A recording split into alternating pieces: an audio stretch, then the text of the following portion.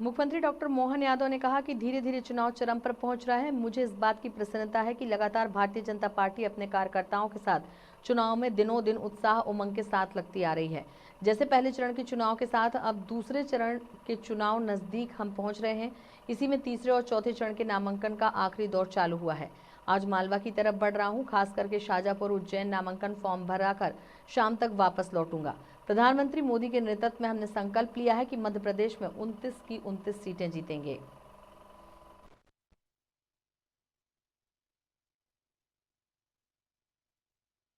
मुझे इस बात की प्रसन्नता है कि लगातार भारतीय जनता पार्टी अपने कार्यकर्ताओं के साथ चुनाव में दिनों दिन उत्साह उमंग के साथ लगती आ रही है। जैसे पहले चरण के चुनाव के साथ अब दूसरे चरण के चुनाव के नज़दीक हम पहुंच रहे हैं और इसी में तीसरे और चौथे चरण के फार्मों के नामांकन का भी आखिरी दौर चालू हुआ है।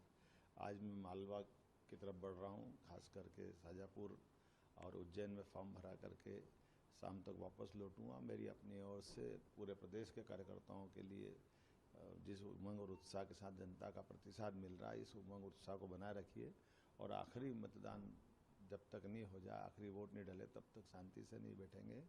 आपके और हम सब के साथ निश्चित रूप से माननीय मोदी जी का जो वर्तमान का समय चल रहा है वो उत्साह और उमंग बढ़ाने वाला है।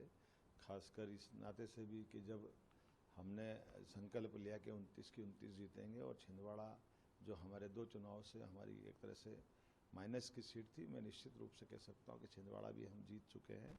केवल रिजल्ट आना बाकी है। मतपेटियों में जिस ढंग से कार्यकर्ताओं ने मेहनत की और जनता ने भरोसा जताया है, हम अपने पूरे प्रदेश को एक मध्य प्रदेश में वेस्ट